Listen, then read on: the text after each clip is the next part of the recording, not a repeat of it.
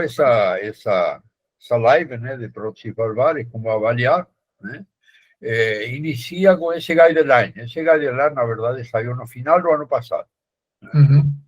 Eu acho que foi em novembro, por aí, de 2024, uma avaliação das próteses, né, com imagem cardiovascular, ou seja, ele não apenas fala de eco, também fala de ressonância magnética, né, tomografia, né, a gente vai abordar a parte de ecocardiografia, evidentemente.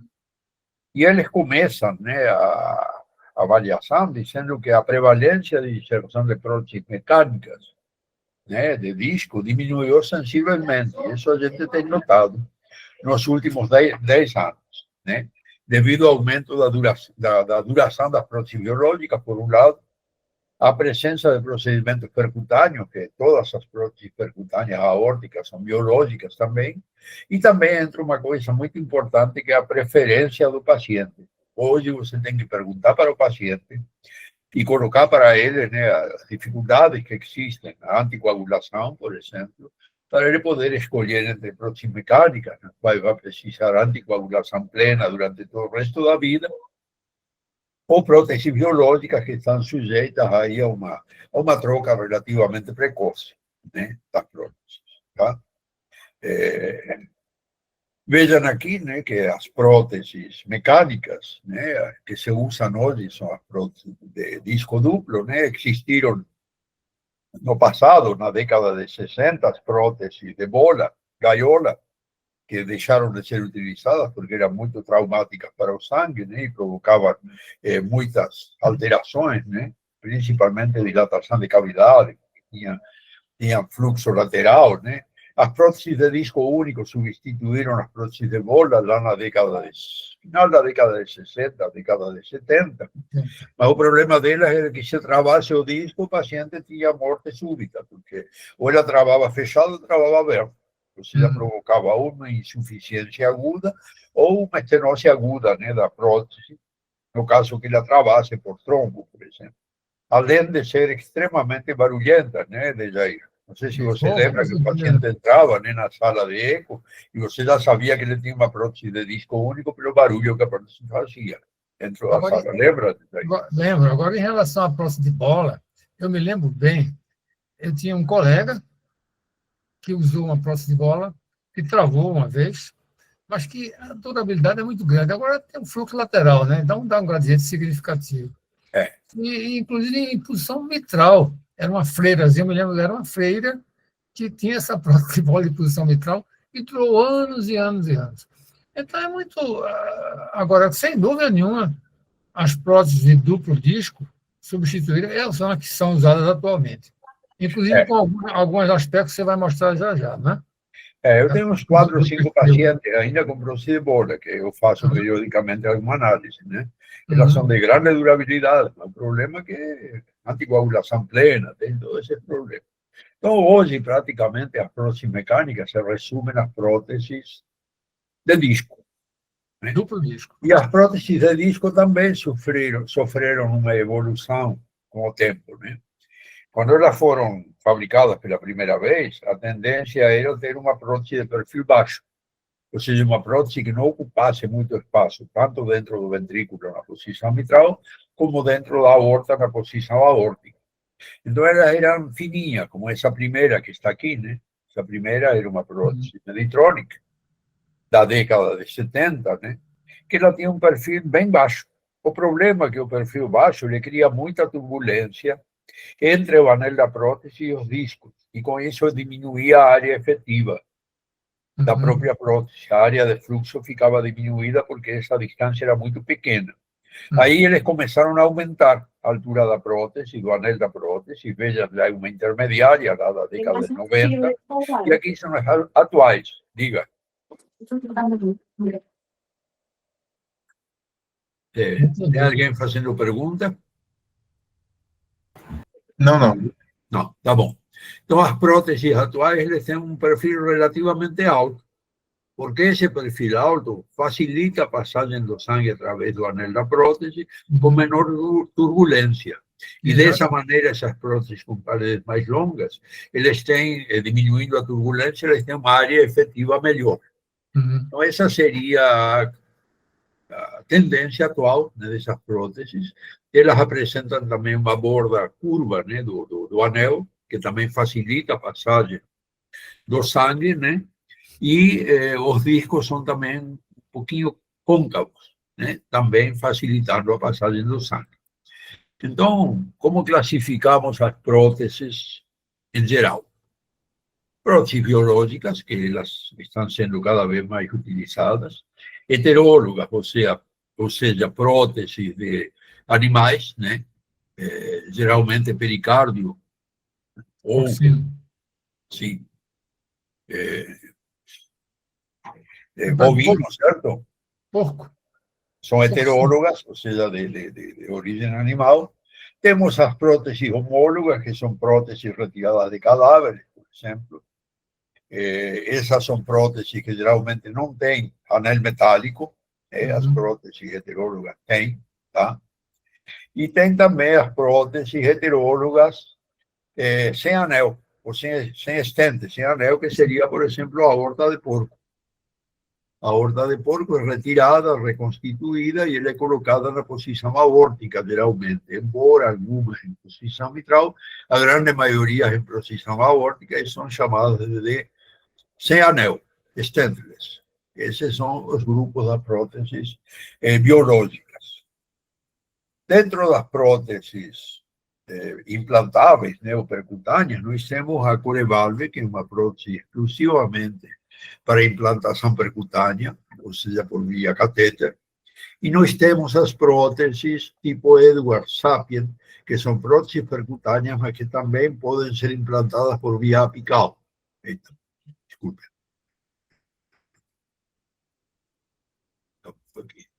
Por via apical. Essas são as próteses percutâneas. Obviamente, esses são exemplos, né? Tem vários tipos diferentes de próteses percutâneas, assim como tem vários tipos de próteses biológicas. Esse é o grupo das próteses biológicas cada vez mais usadas. E ainda tem as próteses que a gente chama para inserção minimamente invasiva, ou seja, elas são próteses de inserção cirúrgica, porém através de pequenas janelas, né? Paraexternais, sem necessidade de fazer a esternotomia, e que elas se autoexpandem e não precisam fazer aquela sutura toda ao nível do anel, elas são autoexpansíveis e se fixam na raiz da aorta. O exemplo seria a prótese de Perceval, mas existem outras próteses dentro desse grupo. Então, basicamente, hoje, a grande maioria dos implantes percutâneos, né, são por próteses biológicas. E cada vez menos se usam as cirurgias, de válvula aórtica, pelo menos, de inserção cirúrgica de prótese. Inserção mitral, sim, é necessário, né? A menos que o paciente tenha alguma prótese disfuncionante, pode ser feita uma válvula em válvula, a colocação dentro de uma prótese, dentro de outra prótese.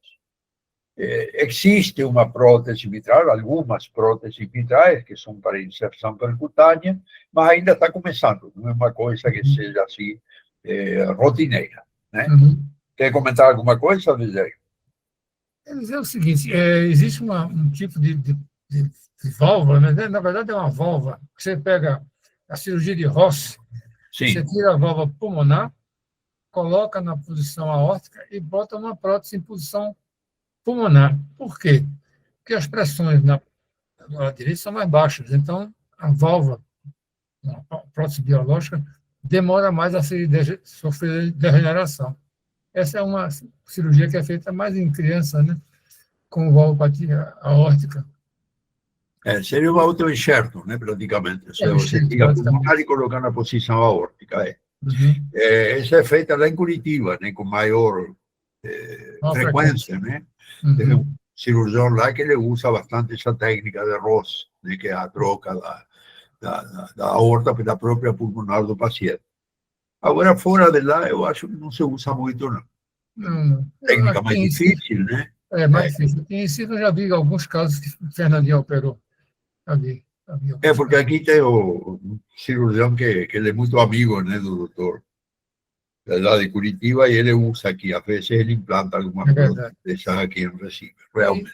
Em relação a stentless... Exatamente. Entra dentro desse grupo aqui. Eu fiz dentro muitos do grupo exames. Stentless. Eu fiz muitos exames de pacientes com stentless. Isso há 20 anos atrás. Mas deixou de ser usada, porque o stentless era danada para dar refluxo. É. Muito frequente o refluxo na próstata, sem stent, né? Stentless.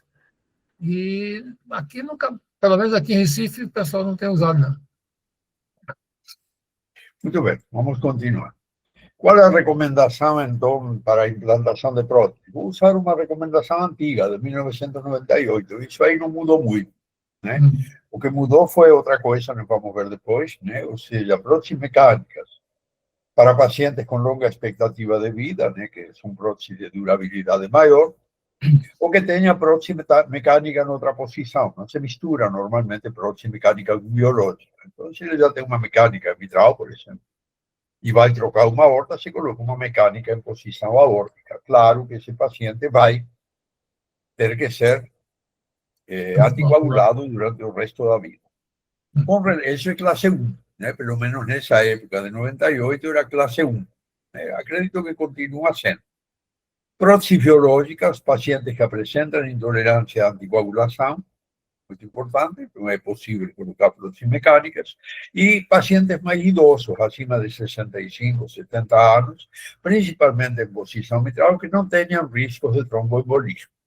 São próteses que, embora não sejam totalmente isentas da anticoagulação, a anticoagulação é uma anticoagulação menos, né, menos importante, digamos assim, que nas próteses mecânicas. Essa seria a recomendação classe 1 nesse guideline antigo, né, bastante velho, de 1988. E o tipo 2A, se pode eventualmente utilizar prótese mecânica em alguns pacientes com insuficiência renal crônica, hipercalcemia ou submetidos a hemodiálise. E por que se escolhe mecânica? Porque esses são indivíduos formadores de cálcio. Se você colocar uma prótese biológica, provavelmente ela vai degenerar muito mais rápido. Assim como pacientes que já estão anticoagulados por outro motivo. Também poderia utilizar essa anticoagulação para a colocação de uma prótese mecânica.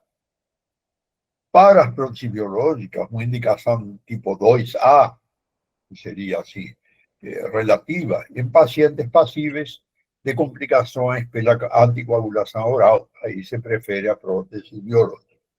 E tipo 3, aquele que não deve ser utilizada para as próteses mecânicas, pacientes que não toleram anticoagulação, e as próteses biológicas adolescentes em fase de crescimento.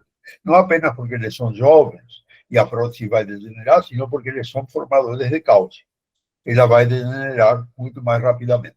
Mas hoje, todos esses parâmetros, entra o mais importante, que é exatamente a preferência do paciente. Para implantar uma prótese, tem que sentar com o paciente, explicar os prós e os contras de cada prótese, e ele que vai escolher, assinando um termo, né, de conformidade, ele vai escolher o tipo de prótese que vai ser colocada nele. Então, basicamente, o que nós temos hoje é a recomendação antiga, tipo 1, 2 e 3, porém, com um item mais importante, que é a preferência do paciente. Quer comentar alguma coisa, André, com relação a isso? Só para relembrar que, regra geral, os pacientes que vão usar uma prótese mecânica, preferentemente os pacientes adultos, vão ter uma sobrevida maior, então a durabilidade da prótese mecânica é superior à da prótese biológica, embora a biológica tenha melhorado muito. Não deve ser usado em pacientes que têm o metabolismo do cálcio acelerado, como acontece nos renais crônicos, principalmente se estiver fazendo hemodiálise. E as próteses biológicas, você pode usar no paciente mais idoso, onde o metabolismo do cálcio é mais lento, acima de 70 anos, 65 anos, o metabolismo do cálcio começa a diminuir. O que não acontece com a criança, né, que tem um metabolismo muito alto. Eu já vi paciente jovem, crianças assim, de 10, 12 anos, e calcificar e fibrosar a prótese biológica. Então, esse é um problema, os adolescentes e as crianças que estão em fase de crescimento. Então, eu me lembro perfeitamente que houve uma época, 15 anos atrás, mais ou menos, que os cirurgiões não faziam plastia da válvula mitral, principalmente em pacientes reumáticos. Então, eles começaram a fazer. para fazer plastia em paciente, é melhor você transformar uma insuficiência mitral grave, uma insuficiência mitral de grau moderado, ou mesmo leve, fazendo uma plastia e mantendo a válvula nativa, em vez de colocar uma prótese. Lá para os 20 anos, 23 anos, você vai e coloca uma prótese mecânica. Eu acho que é isso, Zé, que eu tinha que acrescentar. Você concorda? Concordo, claro. Uhum. Vamos ver aqui o que dice o Edelman com relação à disfunção de próteses. Ele divide a disfunção de próteses em alterações estruturais, né? Que são da própria prótese, né? Falhas mecânicas de fabricação, desgaste, ruptura de folhetos, né? Com o tempo, pode ocorrer, né? Mas geralmente devido a alterações estruturais da própria prótese. Fibrose e calcificação de folhetos, aí entra a degeneração das próteses, né? É uma prótese mecânica, ela vai degenerar com o tempo, sim ou sim, não vai ter nenhuma condição de evitar isso aí. Mas, claro, né, que hoje as próteses estão muito melhores que antigamente, pelos processos de preparo que elas têm. Ou ainda pode ter problemas ao nível da parte mecânica da prótese, da parte metálica, né, que seria o anel e as hastes da prótese, com alguma ruptura ou deformação das hastes que podem provocar disfunção. Aqui nós temos um exemplo de uma prótese biológica em posição mitral, né, que rompeu, simplesmente rompeu do nada, os folhetos eram folhetos finos, né, flexíveis, e de repente ela rompeu, provavelmente porque ela já tinha alguma alteração estrutural, né, talvez durante a fabricação da prótese, alguma falha, né, em algum dos folhetos que promoveu essa ruptura. Porque essas próteses, devem lembrar, elas são submetidas a pressões muito grandes, né? Embora na posição mitral nem tanto, mas o fluxo do sangue passa constantemente durante o dia todo, milhões de vezes, né? Então, isso aí pode, eventualmente, se tiver uma falha estrutural, provocar essa ruptura. Então, eles chamam muita atenção a esse tipo, né, de alterações estruturais da própria prótese que existem. O segundo grupo de disfunção que eles chamam é a chamada disfunção não estrutural, ou seja, aquelas que dependem de, por exemplo, a relação entre a área da prótese e a superfície corporal do paciente. Essa desproporção gera o chamado mismatch, né? Ou seria uma desproporção, uma prótese pequena para um paciente muito grande. Ou ainda alterações ao nível do anel da válvula, por fora do anel, os leques paravalvares, né? Como nós temos aqui, né? Nesse exemplo, uma prótese biológica em posição mitral que está normal, porém, por soltura de algum ponto, ou talvez por uma sequela de endocardite, por uma calcificação, ele pode romper algum ponto do anel e promover essa passagem de fluxo em alta velocidade através do anel da prótese, que é o leque paravalvar. Ainda nós temos outros processos degenerativos, né, que ocorrem nas próteses, e aqui vale para biológicas e mecânicas, que é a formação de panos, que é tecido de granulação que começa a se formar no anel, e eles podem, eventualmente, travar um disco de uma prótese, né? O mais frequente é isso aí, ou provocar uma certa estenose em próteses biológicas, embora o pano seja mais frequente nas próteses mecânicas. Também nós temos dilatação da câmara após o implante, o paciente desenvolve uma dilatação ventricular, e aí ele vai criar uma disfunção da prótese, porque pode se soltar o anel, né, numa dilatação da câmara, ou pode haver uma embolização mesmo da própria prótese. A terceira classificação dele é endocardite. Endocardite de uma prevalência muito alta em próteses, de 1 a 6% das próteses podem ser complicadas com endocardite, né? Endocardite tem de vários tipos, né? Tem bacterianas, né? Principalmente estreptococos e estafilococos, e tem as fúngicas, né? Como essa aqui, que se caracteriza por vegetações de grande tamanho, são mais obstrutivas, né? E eles provocam relativamente pouca febre, né? Mas que provocam grandes alterações estruturais nas próteses.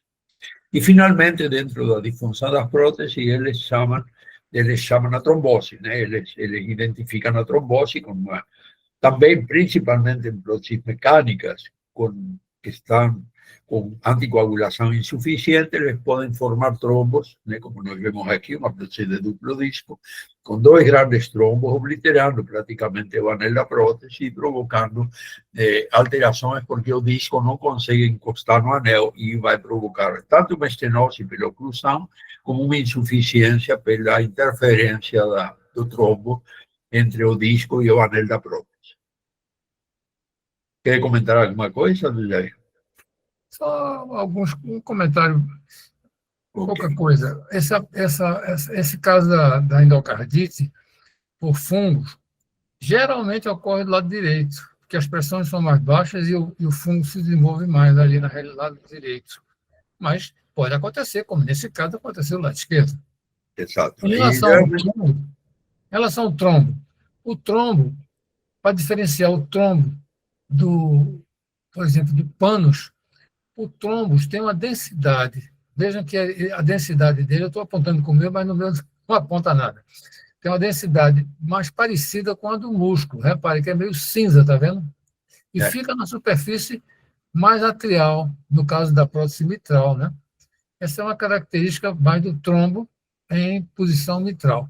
Fica ao nível do anel e mais redondinho, mais circular, e tem uma densidade parecida com a do músculo. São dicas, né? Como esse aqui de cima, por exemplo, do refluxo paraprotético, como é que a gente tem certeza que é paraprotético? É só olhar que está por fora da haste. Está vendo aqui a haste da prótese? Mostra aí, Caxinha. A haste da prótese está por fora da haste. Aqui está a haste. E aí o refluxo é por fora da haste. Isso caracteriza um refluxo periprotético. Acho que é isso, né? Uma característica das fúngicas também é que ele ocorre em geral em pacientes imunodeprimidos, né? Sim, sim. Eu via muito isso antigamente em pacientes com HIV, por exemplo, imunodeprimidos, que tinham uma prótese e desenvolviam essas endocardites fúngicas. Ou pacientes, né, que têm, sei lá, eles estão fazendo algum tratamento quimioterápico também, muitas vezes, de ocorrência, assim, mais no lado direito, mas podem aparecer eventualmente em um lugar que tem maior atrito de fluxo, né? Como no caso de uma prótese.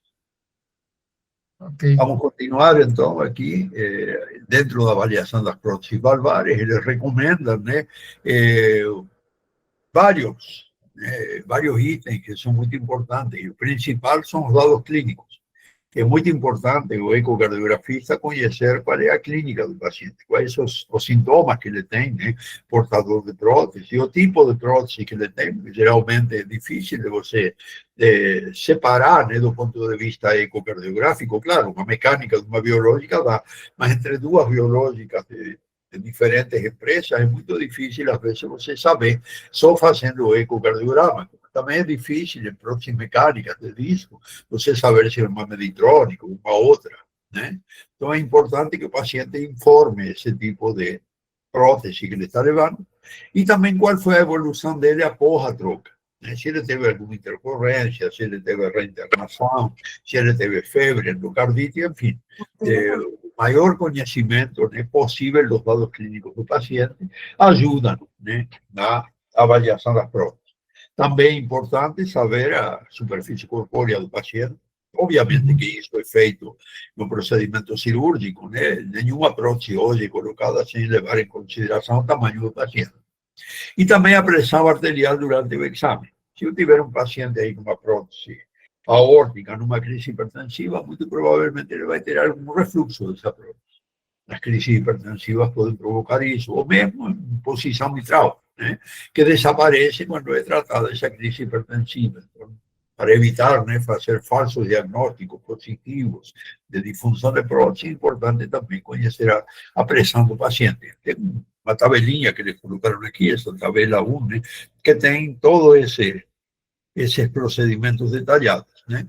Ele fala que tem que fazer o estudo ecocardiográfico das dimensões e função da cavidade para saber como está, análise do anel e elementos móveis da prótese. Nós vamos ver na próxima live exatamente toda essa parte mais detalhada. Espessamento, calcificação, ecomanômalos, né, dos elementos móveis, né, dos folhetos, né, calcificação e espessamento, e como é que está o movimento dos discos, né, no caso de próteses mecânicas. E se existe algum ecoanômalo se interpondo lá entre os folhetos, os discos e o anel da prótese.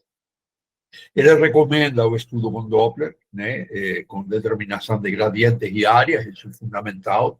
Tempo de aceleração para a prótese aórtica, pressure half time para próteses mitrais e a identificação de possíveis refluxos das próteses.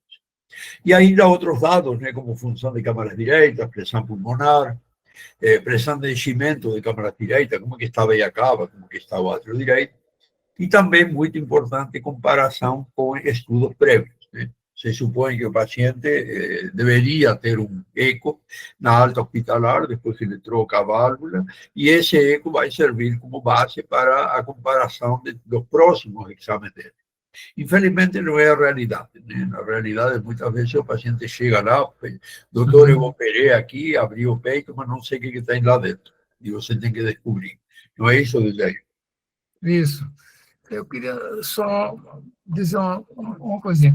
No fim dessa apresentação, o último slide, o Castilho me permitiu colocar um slide que é um resumo do que a gente vai avaliar nas próximas lives. Mas eu queria lembrar uma coisa muito simples também, além de todos os parâmetros que você mostrou aqui, nas próximas mecânicas, né, a escuta do paciente.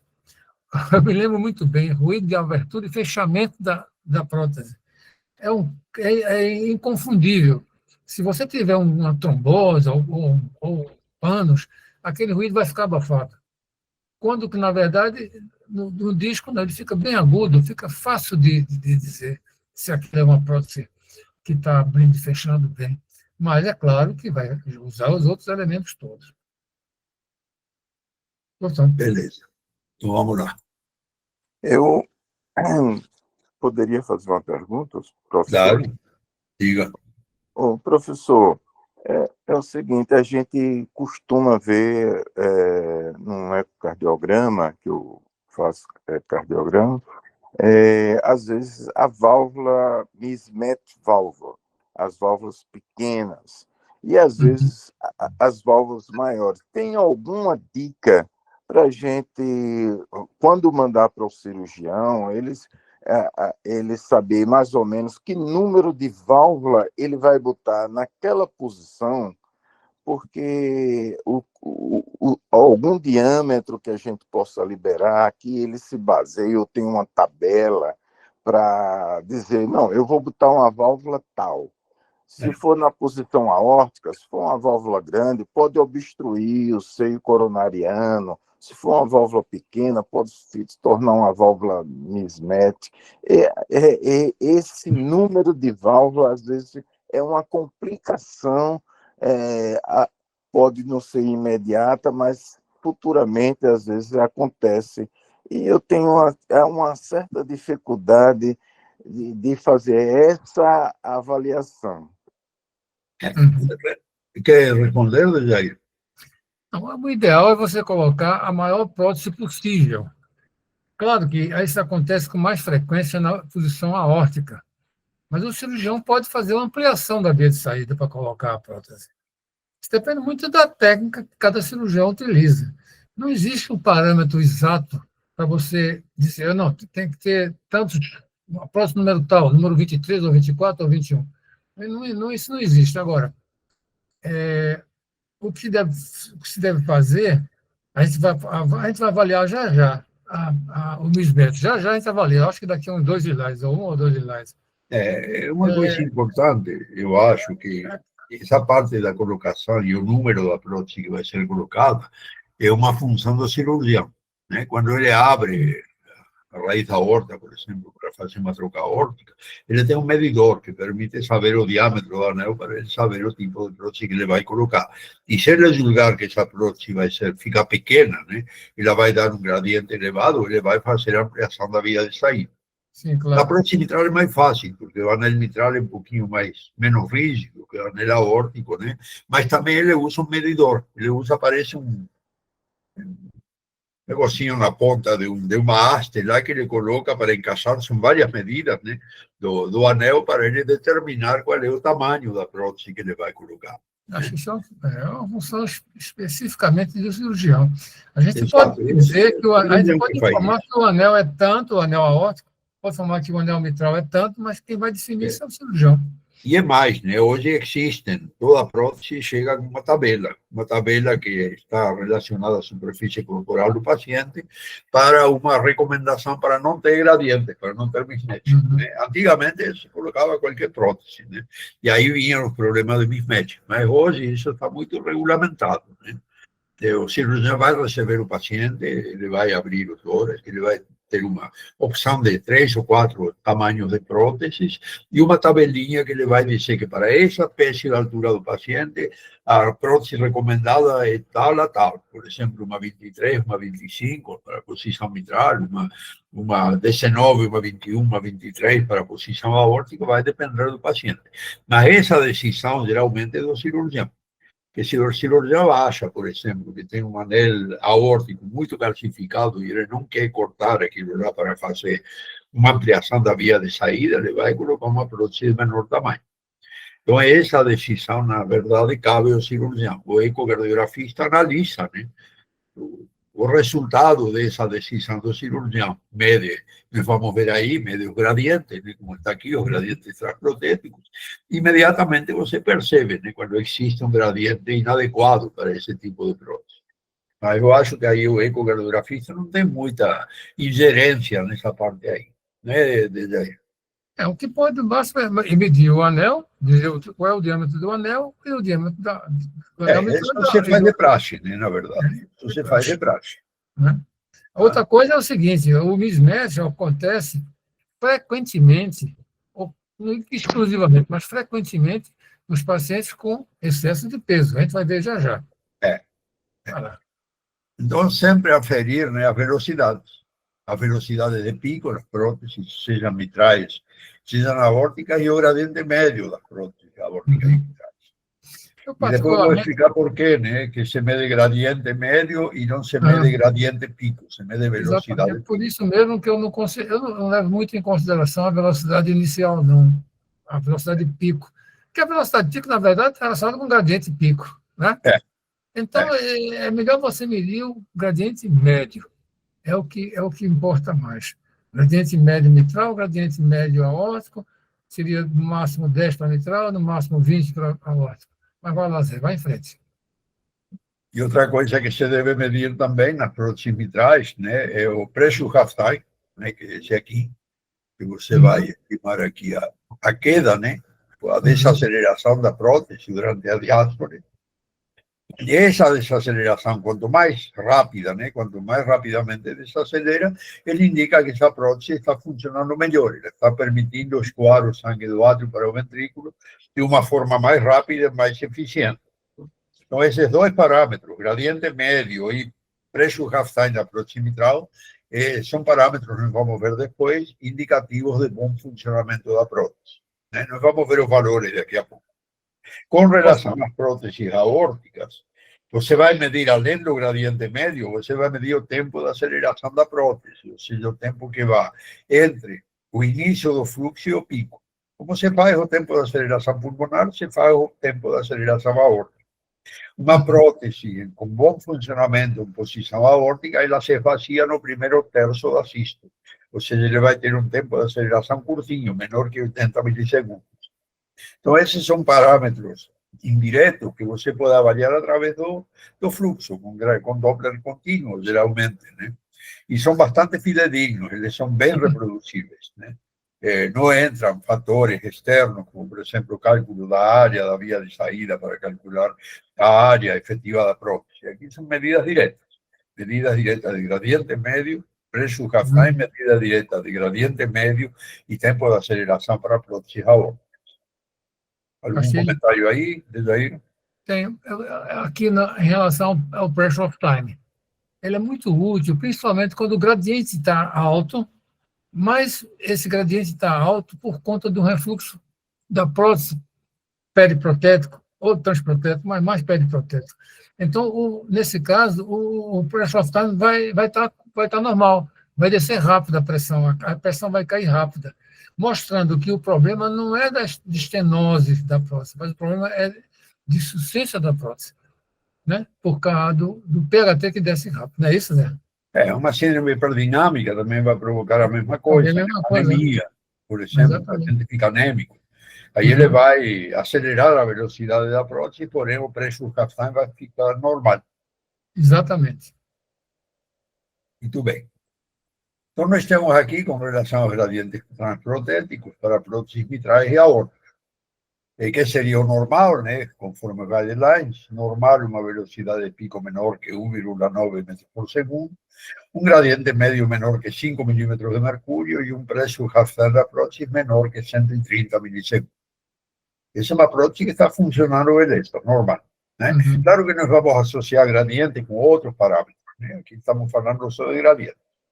Uma prótese pode ter em posição mitral, pode ser possivelmente estenótica, pode ser um mismatch também, mas é possivelmente estenótica, quando tem uma velocidade que varia de 1,9 a 2,5 metros por segundo, um gradiente médio de 6 a 10 milímetros de mercúrio e um preço gasta um pouquinho maior, até 200 milissegundos. E muito provavelmente ele vai ser estenótica, ou ter uma estenose significativa, com a velocidade máxima for maior que 2,5 metros por segundo, o gradiente médio maior que 10 e o preço half-time maior que 200 milissegundos. Esses são os parâmetros que se usam, então, embora eu não goste muito de números, né, que se usam para classificar uma prótese. Que é aquela história, né, se o gradiente for 11, é uma estenose significativa, é uma possível estenose. Tem aqueles intermediários, né, que você tem que levar em consideração. Mas são números que aparecem no guideline e a gente usa, né, como uma tentativa de classificação desses gradientes na prótese. Para as próteses aórticas, como são próteses que trabalham com regimes pressóricos mais elevados, a velocidade de pico vai, né, normal, inferior a 3 metros por segundo, gradiente médio inferior a 20 milímetros de mercúrio e o tempo de aceleração menor que 80 milissegundos. Uma possível estenose, uma velocidade pico aórtica entre 3 e 4 metros por segundo, um gradiente médio entre 25 e 30 milímetros de mercúrio e um TAC até 100 milissegundos. E uma estenose muito provavelmente significativa, com a velocidade pico maior que 4 metros por segundo, que equivale a 64 milímetros de mercúrio, onde a gente faz a conta de cabeça, né? Velocidade ao quadrado vezes 4.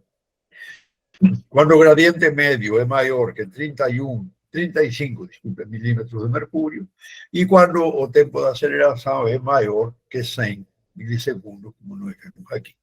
Então, esses são os padrões, né, que valem para todas as próteses.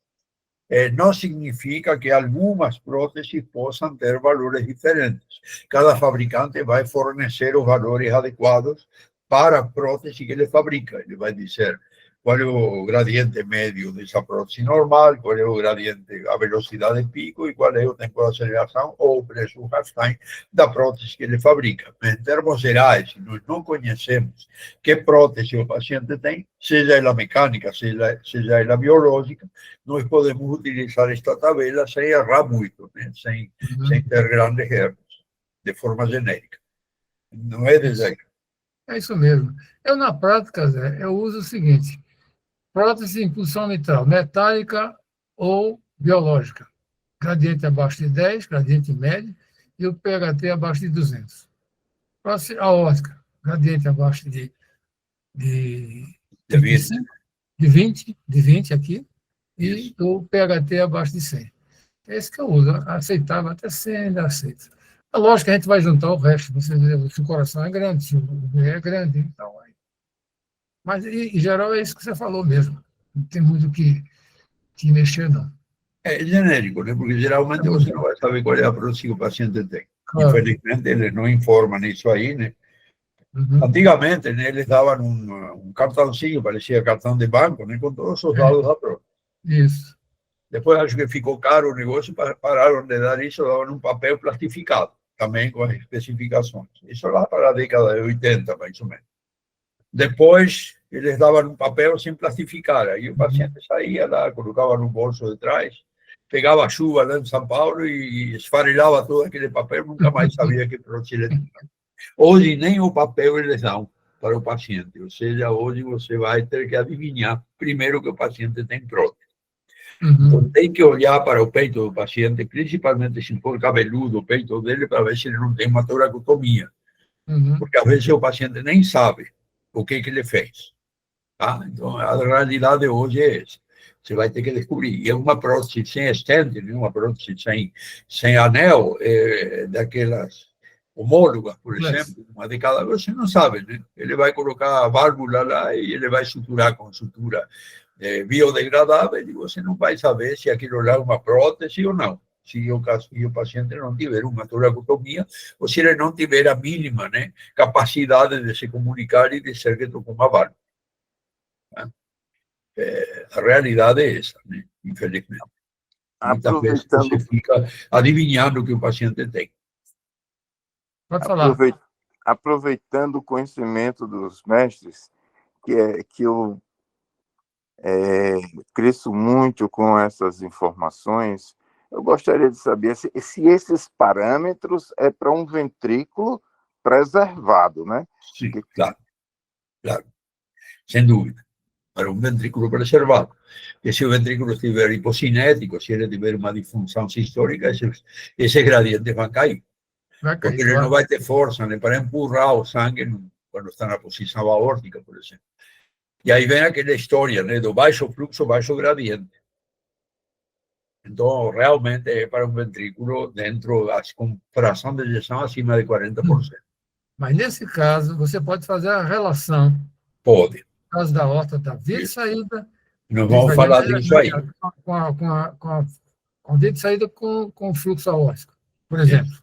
Acima de 0,25.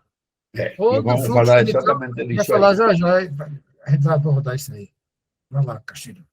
Então, isso com relação aos gradientes transprotéticos. Vamos aí no passo a passo. Estou seguindo o passo a passo do próprio guideline, né, para que ele vai separando esses quesitos, né, parte por parte.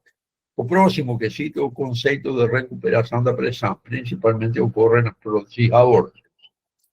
Quando tem uma prótese aórtica, né, o fluxo, porque nós medimos velocidade de fluxo, não medimos diretamente pressão, né, inferimos a pressão através da equação de Bernoulli, né, que é a velocidade ao quadrado vezes 4.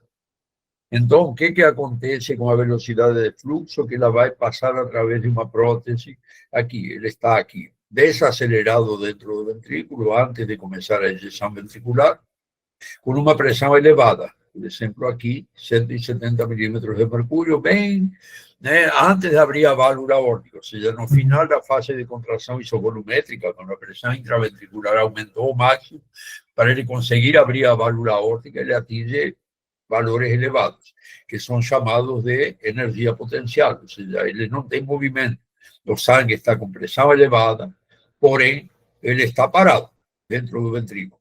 Na hora que ele vence a resistência aórtica da prótese, da aorta ascendente, ele abre a prótese e o fluxo acelera a uma velocidade muito alta.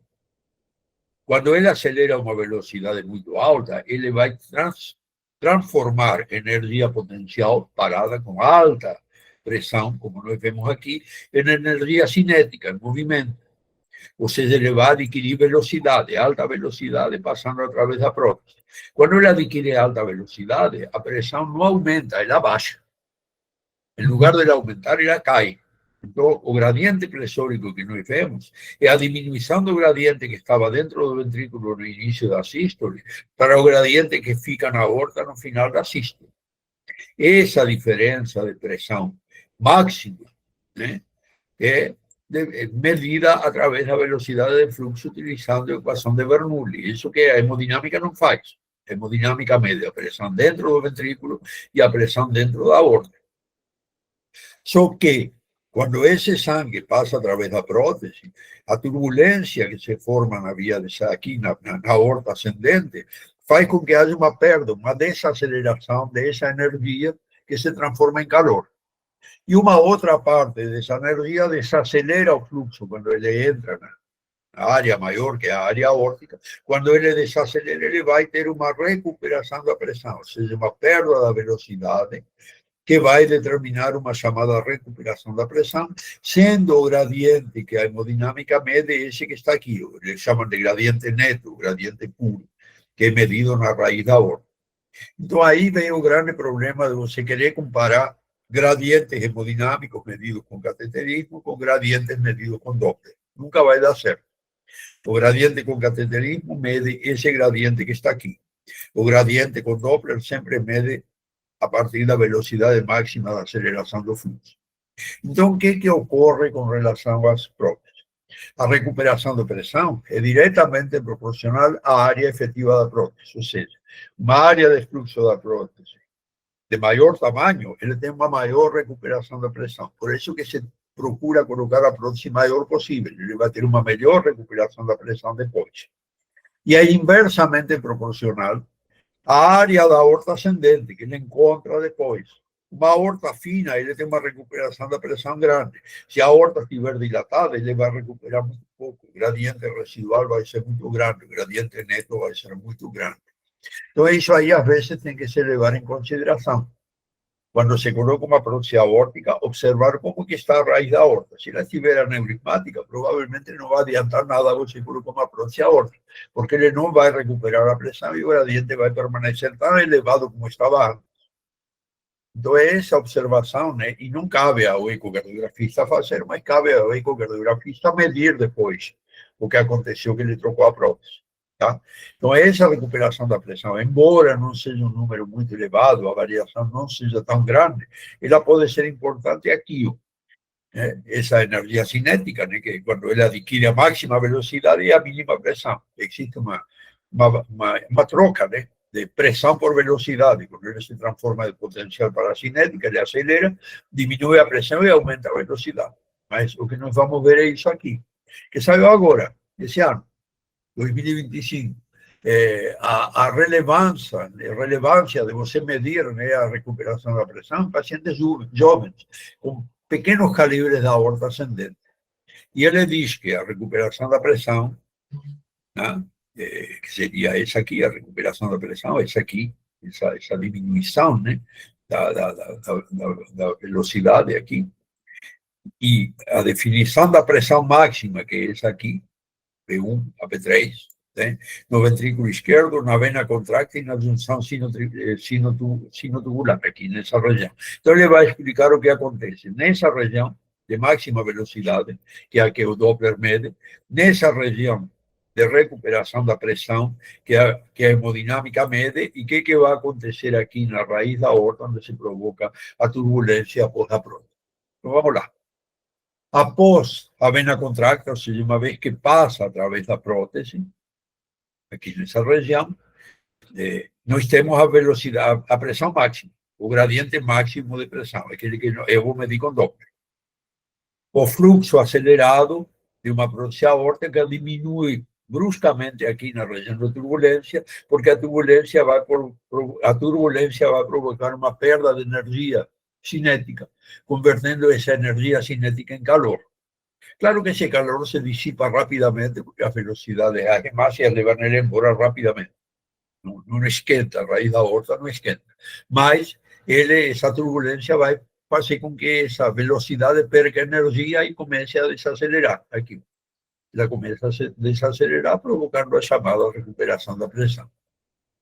Uma pequena parte da energia que sobrou, dessa energia cinética, né, quando ela chega aqui na junção sinotubular, ela é reconvertida em energia potencial, porque ela desacelera.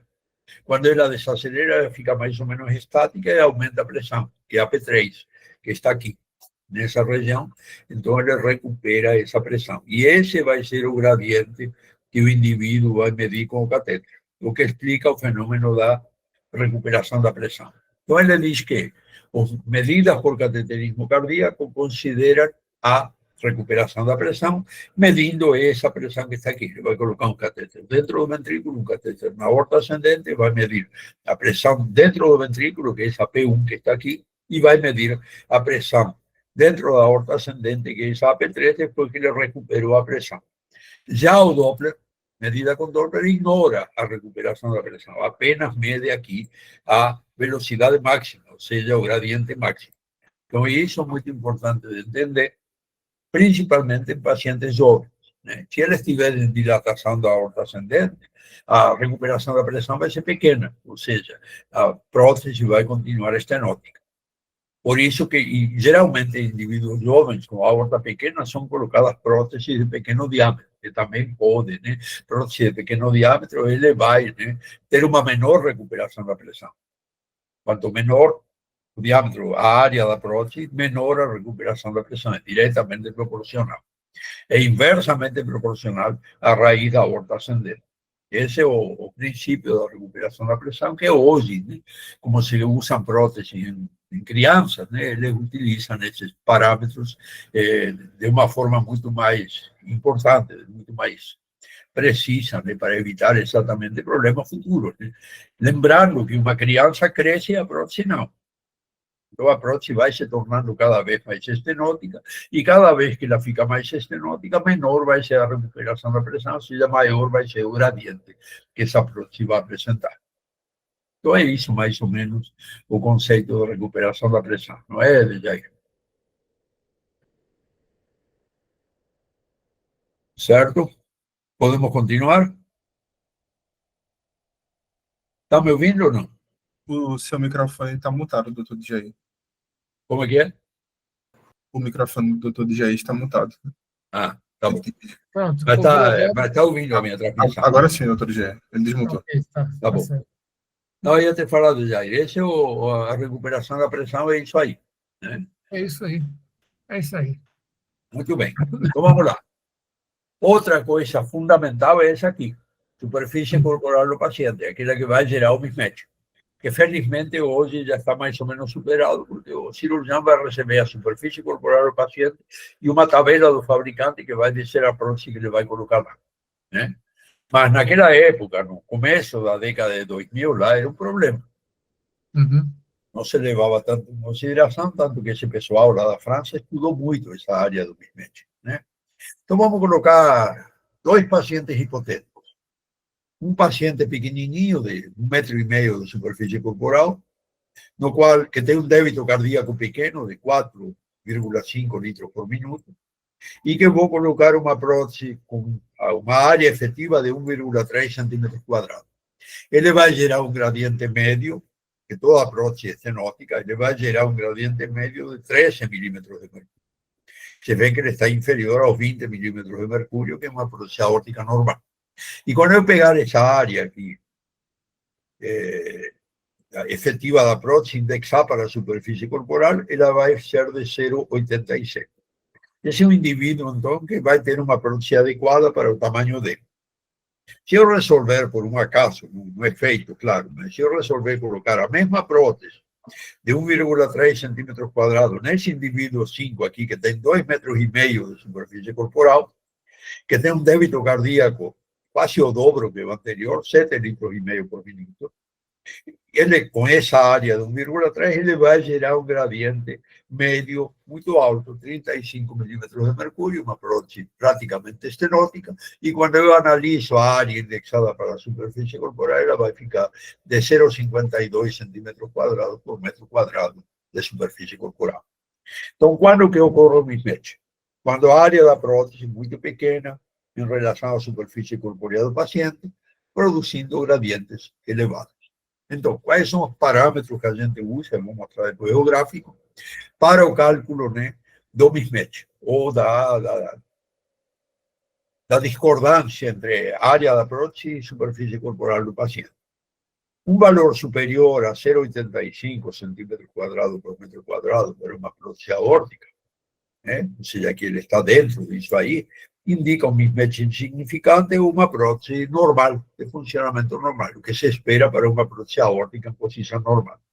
Se essa variação da área indexada da prótese variar de 0,65 a 0,85, eu vou ter uma presença de um moderado gradiente médio dessa prótese, acima do normal.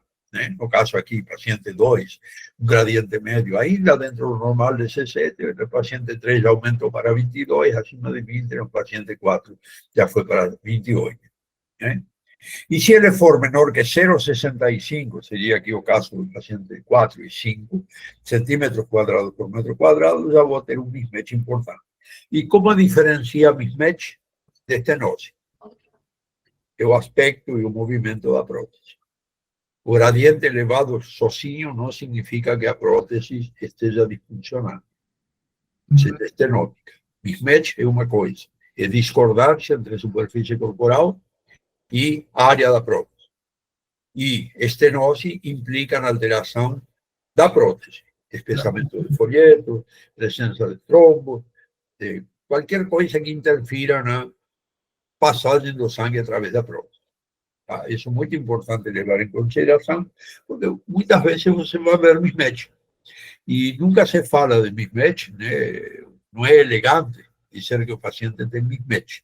O mais elegante é dizer que o paciente tem um gradiente médio elevado, mas a prótese está funcionando, né, mecanicamente normal.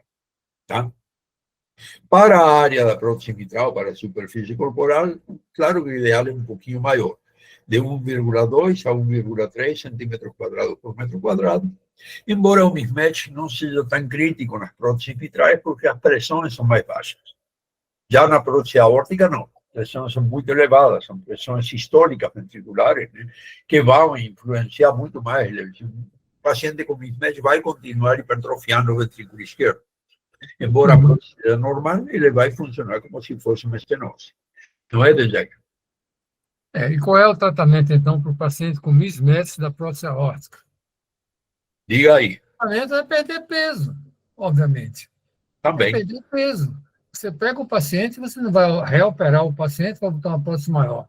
É mais fácil você fazer o paciente perder peso. E com isso você melhora, né? Com isso você melhora diminui a superfície até corporal. corrige o mismatch. Desde que você faça o paciente perder peso. Você vejam que a prótese é igualzinha em todos os casos. O gradiente aumentou por quê? Porque o paciente mais obeso, com a superfície corpórea maior, ele tem um débito cardíaco maior. Esse débito cardíaco maior vai dar um gradiente maior, gradiente médio maior, de 35, como está aqui. Então, o que você tem que fazer? Pegar o paciente e dizer, meu amigo, você tem que perder peso. Vai perder peso. É melhor do que você abrir seu peito novamente para colocar uma prótese, outra prótese maior. Não existe.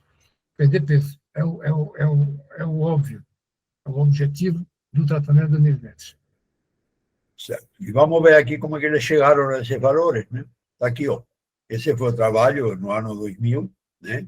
Que determinou esse valor de mismatch de 0,85 centímetros quadrados por metro quadrado. Eles estudaram quase 400 próteses aórticas e eles viram que enquanto a área efetiva ficava acima de 0,85, os gradientes médios eram relativamente baixos.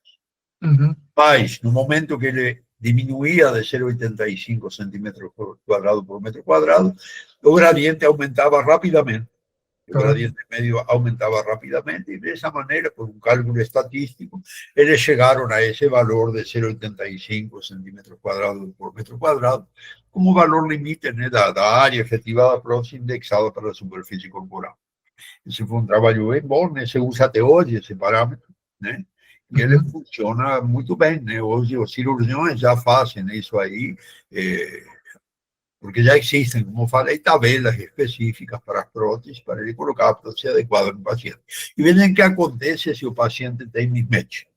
Quando o paciente não tem mismatch, né, a mortalidade é a mortalidade normal das próteses, ou seja, né, de 2,7%, que é a mortalidade que se espera pós-operatória de prótese.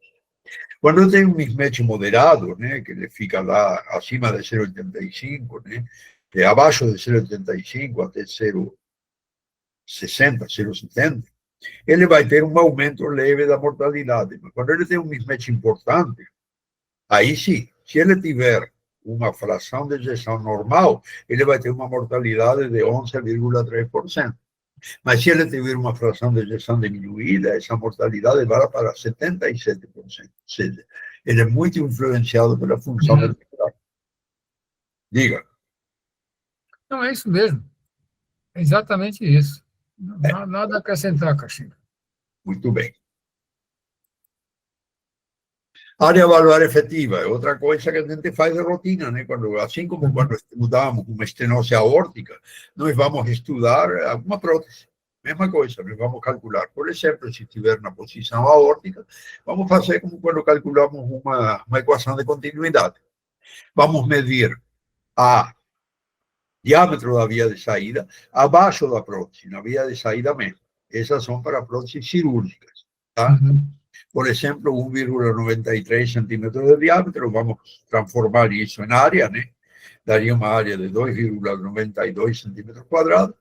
Vamos multiplicar essa área para integrar a velocidade da via de saída com doble pulsátil, aqui, por exemplo, 15,8 centímetros, e vamos dividir pela integral da prótese aórtica, que está aqui, no caso aqui de 59,9 centímetros, o que vai nos proporcionar uma área da prótese medida por equação de continuidade de 0,71 centímetros quadrados.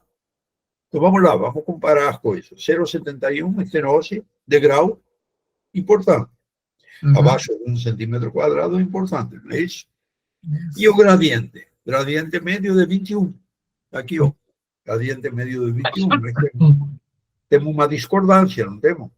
Entre área e gradiente. Certo? Então vamos lá. Vamos medir o volumes históricos indexados desse paciente, ou seja, pegar o volumes históricos que nós calculamos aqui, né? Multiplicando 2,92, que é a área, vezes 15,8, que é a integral, e vamos ver que esse paciente tem um volume histórico indexado para a superfície corporal muito baixo, 27 mililitros por metro quadrado. E isso caracteriza o baixo fluxo. Então, essa é uma prótese que está funcionando num ventrículo, provavelmente com disfunção sistólica importante, determinando um baixo fluxo e, portanto, um baixo gradiente médio. É uma estenose de grau importante, aqui, 0,7 centímetros quadrados, com um gradiente médio baixo, abaixo de 40 milímetros de mercúrio, e nós podemos também identificar numa prótese, conforme a função ventricular esquerda, um baixo fluxo, um baixo gradiente. Não é, Dejair? Isso, exatamente. Não tem mais o que acrescentar. Você falou tudo. Estenose aórtica não tem muita coisa para fazer, é muito parecido com estenose aórtica. Tem alguma variabilidade, nós vamos ver quando usamos próteses percutâneas. Na posição mitral, mesma coisa. Na posição mitral, nós usamos a mesma equação de continuidade, a área da via de saída do ventrículo, vezes a integral da via de saída aqui com doble pulsátil. A integral foi de, está por aqui, 15,5 centímetros, e agora, em lugar de dividir pela integral da aorta, prótese mitral, vamos dividir pela integral da prótese mitral, que no caso aqui foi de 78,9 centímetros. Isso vai, então, nos fornecer aqui uma área de 2,54, está calculada aqui, vezes 15,5, que é a integral da via de saída, ou seja, o débito cardíaco, o débito sistólico, aliás, e vamos dividir ele pela integral da prótese, o que dá uma área de prótese mitral também baixa, 0,49 centímetros quadrados. Quanto que eu esperaria ter para uma prótese mitral ser normal? Se eu indexasse para a superfície corporal, de 1,2 para mais centímetros quadrados por metro quadrado, obviamente aqui uma estenose de grau importante, uma prótese mitral. Também o pressure half time dessa prótese está muito alto, 251 milissegundos, significando que ela se esvazia lentamente, ou seja, ela tem dificuldade para se esvaziar do átrio para o ventrículo, uma prótese estenótica. Então, essa é a forma de calcular a área valvar efetiva. Eu confesso que eu confio mais no gradiente, principalmente pela dificuldade de se medir de uma forma correta o diâmetro da via de saída, mas pode servir como referência. A não ser que o paciente esteja taquicárdico. Aí o gradiente vai alterar. Né? Aí tem que ter cuidado. Também. Certo? Então, isso vai com relação à área valvar efetiva. Tem uma exceção, saiu agora recentemente, essa tabelinha, eu não tinha colocado antes, viu, DJ? Que mostra como que você mede a área das próteses autoexpansíveis nas corevalves, né, aquelas que são implantadas por via cateterismo. Você vai medir o diâmetro da via de saída na borda interna da prótese, ou seja, na saia da prótese, aquela que fica dentro do ventrículo. Você vai posicionar o Doppler pulsado dentro da prótese. E você vai tracejar a borda externa do Doppler espectral para calcular a integral da velocidade da via de saída. Ou seja, você tem que entrar na prótese, lembrar que a corevalve é uma prótese comprida, né? Uma prótese, a parte grande dela fica dentro do ventrículo esquerdo, essa parte aqui inferior fica dentro do ventrículo esquerdo, você vai ter que medir o Doppler lá dentro da prótese. Isso para as próteses autoexpansivas. Para as próteses expansivas por balão, que são menores, mais curtinhas, vale a regra da prótese normal, da prótese cirúrgica. Você vai medir por fora a borda externa da prótese, do anel da prótese, a borda externa aqui para medir o diâmetro da via de saída, e você vai colocar agora o Doppler pulsátil aqui, bem próximo da borda externa da válvula, não dentro da válvula, tá? Como você faz para uma válvula nativa, por exemplo, ou para uma prótese de inserção cirúrgica. Você vai posicionar o Doppler pulsátil na via de saída, mas antes de chegar na prótese. E também vai tracejar a borda externa do Doppler pulsátil para calcular a integral da velocidade da via de saída. Essas são, não está no guideline, mas saiu agora recentemente essa publicação. Acho bem interessante colocar aqui, né, visto que cada vez mais temos próteses percutâneas, né, tanto autoexpansíveis como balão expansíveis. Área valor efetiva, então, para próteses aórticas, utilizando equação de continuidade normal, maior que 1,2 centímetros quadrados. Uma possível estenose varia de 0,8 a 1,2 centímetros quadrados e uma estenose importante menor que 0,8 centímetros quadrados. Para próteses mitrais, a área normal para uma prótese mitral seria de maior que 2 centímetros quadrados, uma possível estenose entre 1 e 2 centímetros quadrados e uma estenose importante menor que 1 centímetro quadrado. Isso que se usa como parâmetro atualmente. Que, na verdade, isso aí já há muito tempo, né, que vem sendo utilizado, né?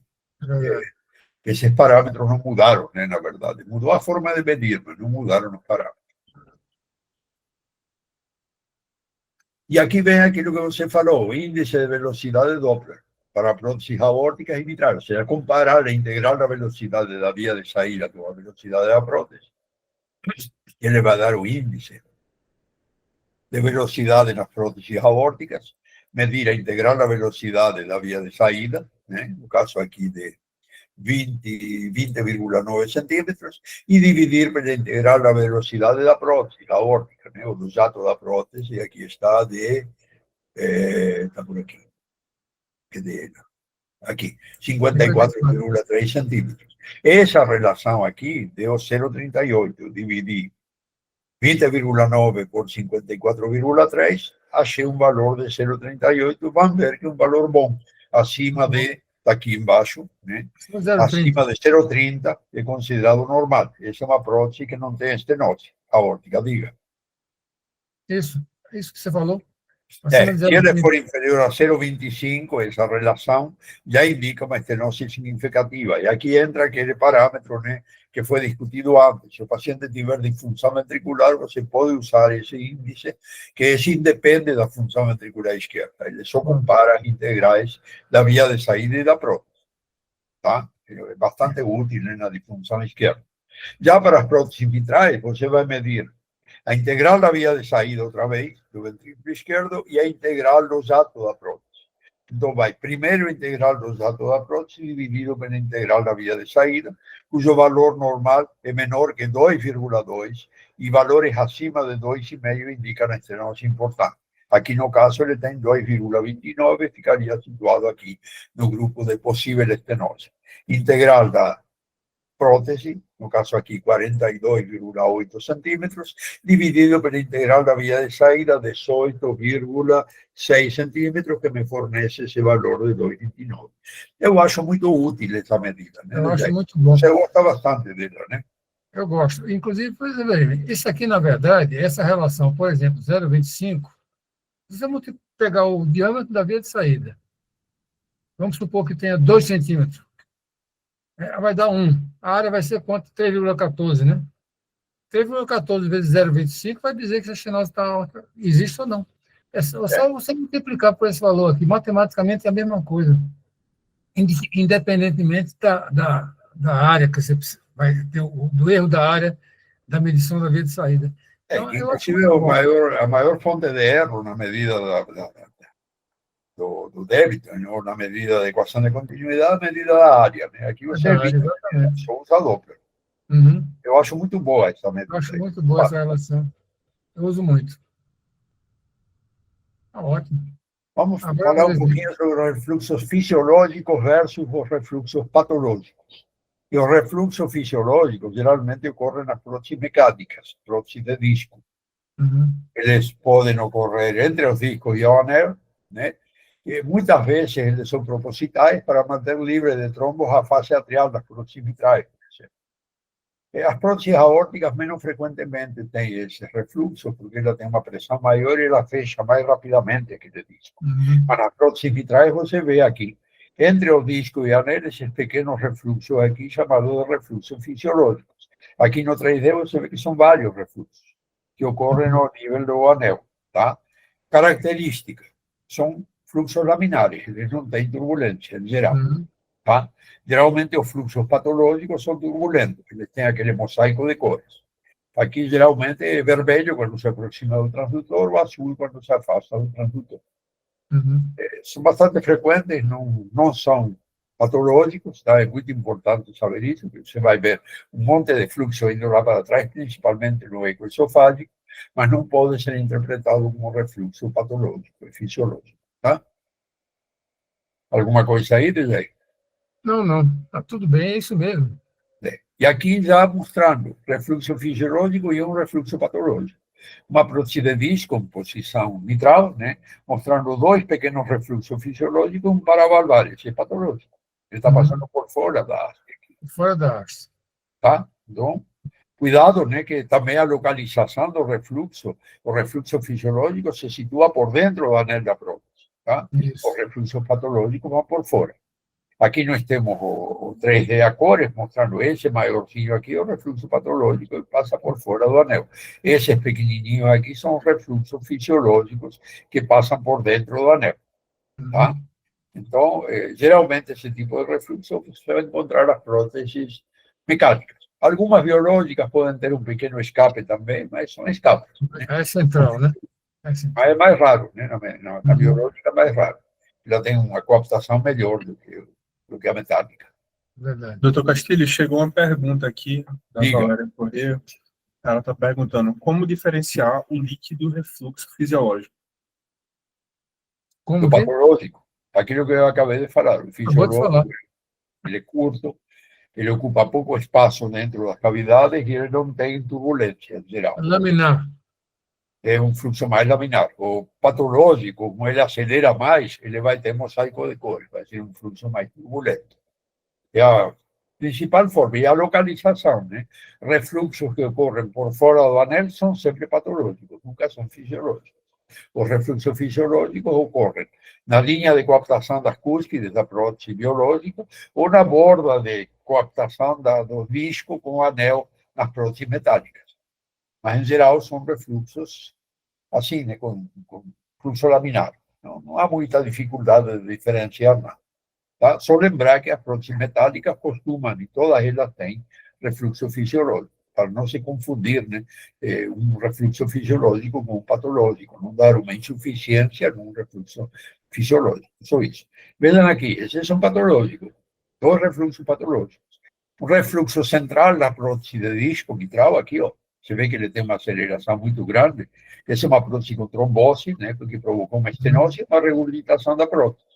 Então, ele tem um refluxo patológico, uma situação que não é habitual, né? O refluxo habitual na prótese de disco é aqui por fora, é perto do anel, mas dentro do anel, nunca no meio da prótese. Aqui é patológico. É uma prótese que não conseguiu fechar e deixa uma fresta aqui no meio entre os dois discos e provoca um refluxo. E aqui, obviamente, por fora do anel, caso de um refluxo paravalvar, numa prótese mitral biológica, fluxo de alta velocidade, com fluxo turbulento passando aqui pelo entre o anel da prótese e o tecido do átrio, né? No ponto de inserção. Então, não é muito difícil essa diferenciação, né, Jair? Não. Então, você tem que atentar à localização do refluxo e se tem ou não tem turbulência. Se tiver turbulência, vai ser patológico. Principalmente, você vai ver isso melhor nas próteses mitrais com o eco transesofágico. Sim, claro. Porque a revelação da prótese vai para dentro do ventrículo, não dentro do átrio. Então, você vê a superfície atrial muito bem. Você vai ver os trombos, você vai ver o refluxo, vai avaliar muito melhor com eco transesofágico. Então, o paciente com disfunção, suspeita de disfunção de prótese mitral, indicação formal para transesofágico. Agora, veja bem, tem alguns casos, como esse próximo aqui, ó, que eu vou mostrar para vocês, nos quais você vê aqui no eco transtorácico. O transtorácico é um eco muito difícil de ver prótese metálica, né? Mas se você olhar com carinho, você vê um refluxozinho aqui, ó. Nessa região tem um refluxo. Estão dando para ver um azulzinho aqui?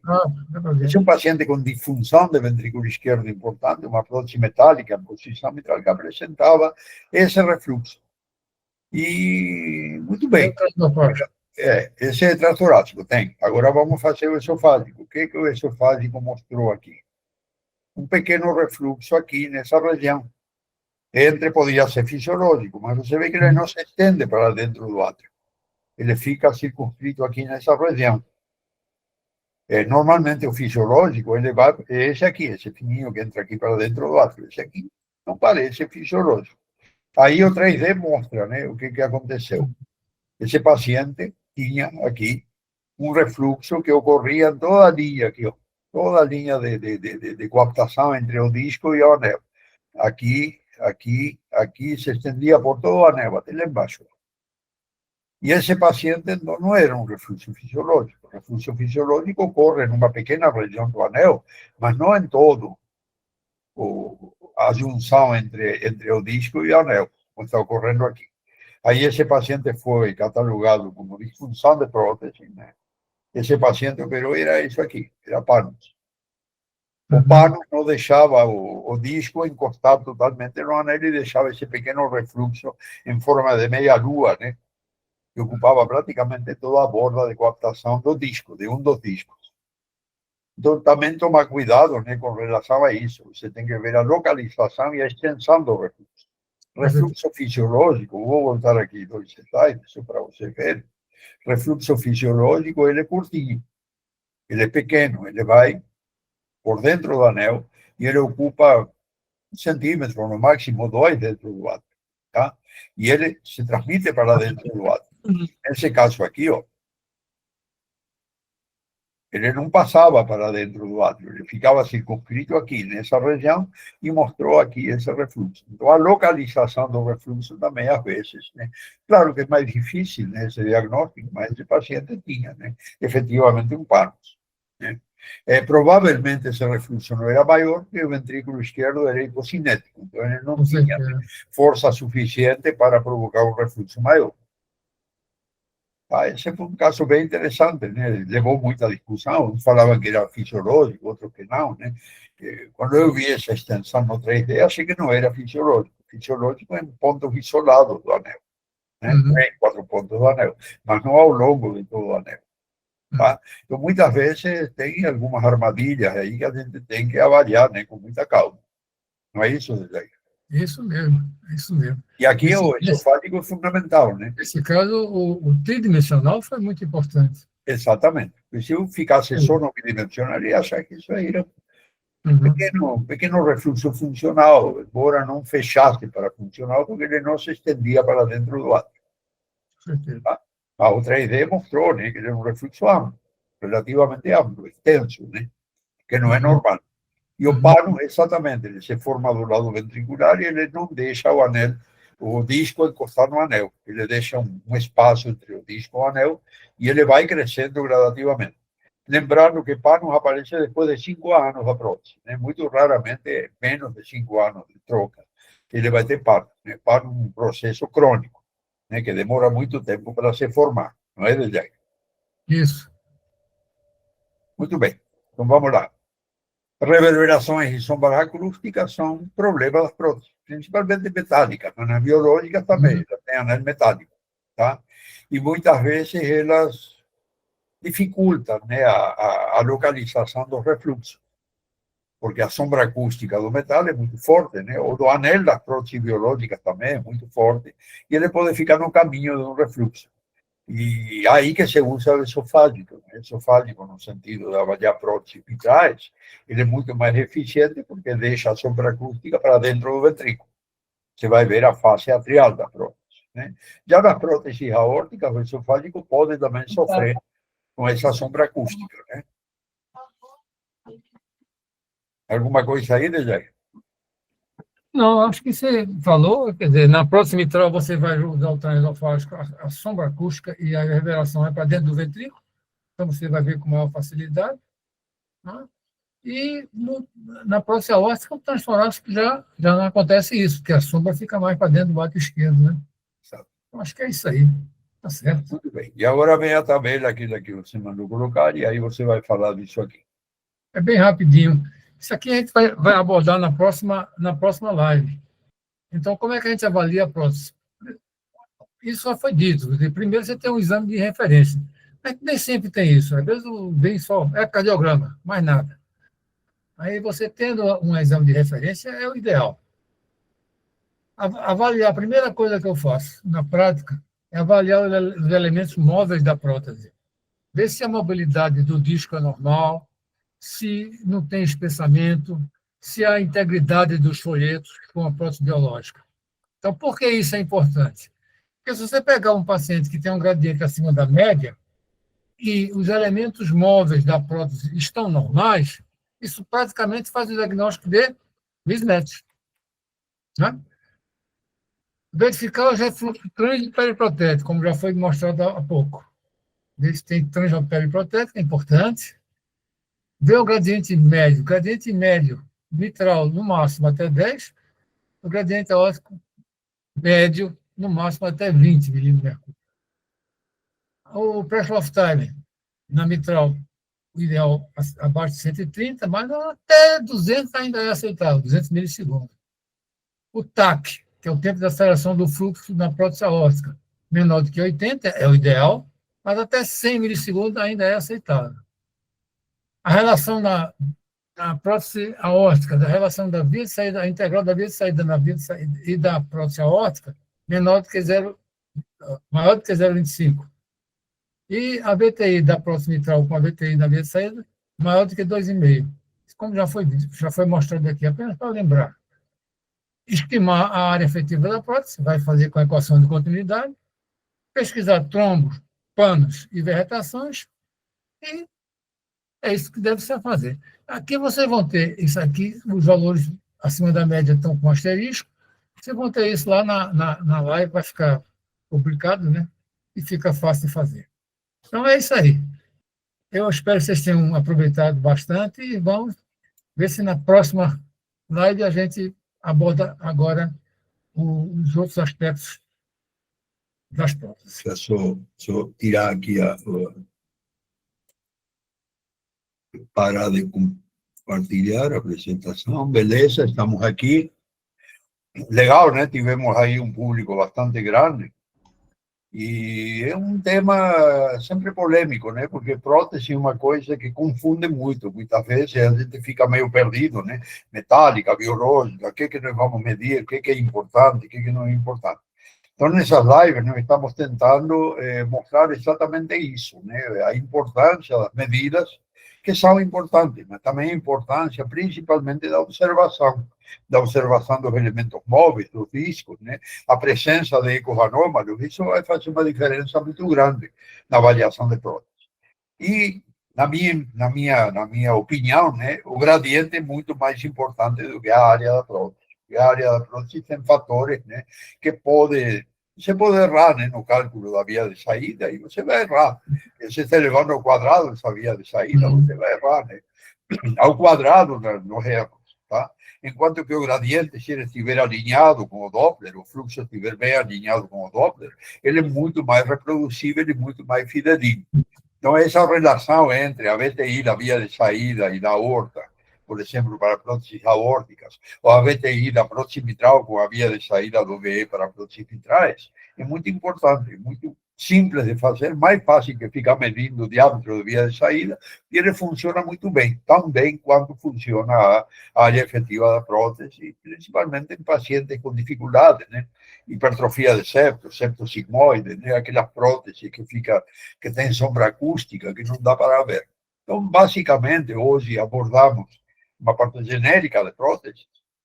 Na próxima live nós vamos no particular. Vamos ver as próteses nas posições mitral e aórtica, metálicas, biológicas, o que é mais importante de cada uma, né? Como analisamos o anel, como analisamos os elementos móveis, né? A importância do fluxo, né? Principalmente no Doppler a cores. Claro que vamos falar muito de eco transesofágico, né? Vamos colocar alguns exemplos de eco tridimensional que ajudam bastante também, não é no diagnóstico, mas ajudam na compreensão de como funciona a mecânica da prótese, principalmente disfuncionante. E vamos fazer um pitaquinho também sobre próteses percutâneas, né? Que hoje estão em alta, né? Procisão aórtica praticamente ocuparam o lugar da prótese cirúrgica. Então,